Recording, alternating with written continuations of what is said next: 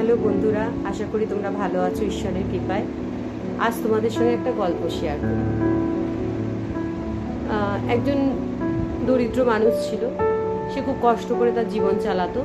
ঈশ্বরের কাছে রোজ বলতো, ঈশ্বর আমাকে একটু এই কষ্ট থেকে, এই দরিদ্রতা থেকে আমি যেন মুক্তি পাই, তার একটা রাস্তা তুমি বলে দাও।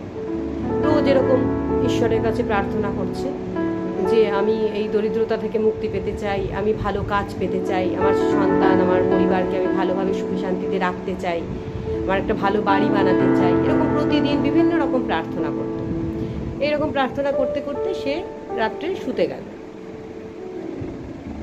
ঘুমিয়ে পড়েছে। ঘুমের মধ্যে সে স্বপ্নে দেখছে যে ঈশ্বর এসছে।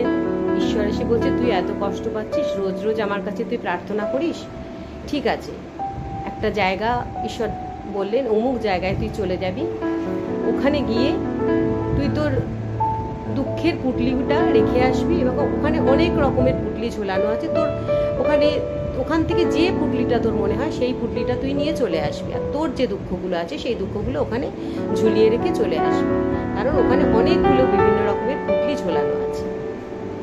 ও তো খুব ঘুমের মধ্যেই খুব খুশি হলো, স্বপ্নটা দেখছে। স্বপ্নটা শেষ হওয়ার আগেই ঘুমটা ভেঙে গেল।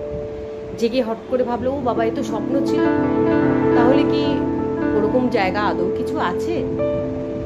সকাল হলো, সকালে উঠে সে যথারীতি সেই জায়গাটা সন্ধানে বেরোলো।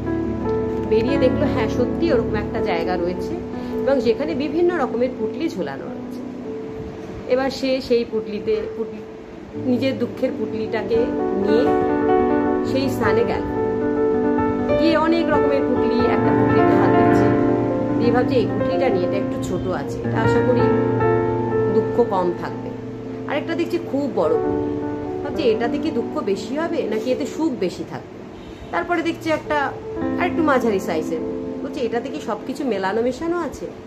ভাবতে ভাবতে খুব চিন্তায় পড়ে গেল, কনফিউজড হয়ে গেল কোন পুটলিটা সে নেবে। ভাবতে ভাবতে অনেকক্ষণ সেখানে দাঁড়িয়ে সময় অতিবাহিত হলো, কিন্তু সে ডিসিশন নিতে পারছে না যে ব্যক্তিটি কোন পুটলিটা নেবে।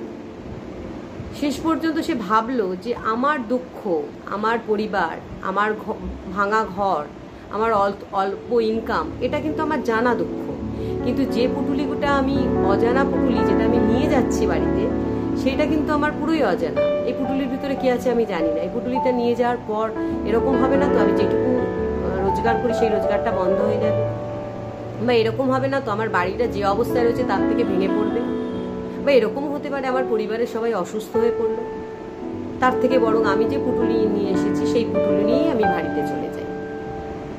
এই ভেবে সে বাড়ি চলে এলো। তো এর মধ্যে থেকে বন্ধুরা আমরা কি শিখলাম বলো তো?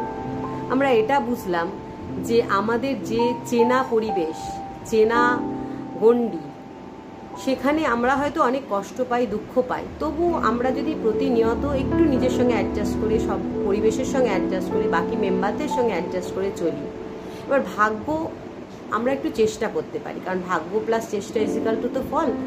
সুতরাং আমরা আরেকটু চেষ্টা করতে পারি, আরেকটু বেটারমেন্ট করতে পারি, আরেকটু বেশি পরিশ্রম করতে পারি, করে আমরা নিজেদের উন্নতি করতে পারি। কিন্তু আমি দুঃখের পিছনে হাহাকার করে, বা আমি এত কষ্টে আছি, এত দুঃখে আছি, আরো দুঃখ মানে হাহাকার করে দুঃখটাকে আরো না বাড়িয়ে আমি আমার যেটা রয়েছে সেটাকে নিয়ে স্যাটিসফাইড থেকে যদি আরেকটু নিজের পরিশ্রম বাড়িয়ে, নিজের মেধা বাড়িয়ে, যার যেদিকে যোগ্যতা আছে সেই যোগ্যতা দিয়ে যদি আরেকটু উন্নতি করতে পারি, তাহলে কিন্তু জীবনে আমরা ভালোভাবে বাঁচতে পারবো, থাকতে পারবো, দিন কাটাতে পারবো। তাহলে জীবনটাও সুন্দর হবে, আমাদের চারদিকটাও আর এত খারাপ লাগবে না। কষ্টের মধ্যে থেকেও আমরা অনেক একটা সুন্দর হাসি অন্যকে প্রেজেন্ট করতে পারবো। Thank you. আশা করি তোমরা ভালো থাকবে, ভালো আছো এবং ভালো থাকবে ঈশ্বরের কৃপায়। এবং আমার এই গল্প যদি তোমাদের ভালো লাগে, প্লিজ লাইক, শেয়ার আর সাবস্ক্রাইব করে দিও। Thank you.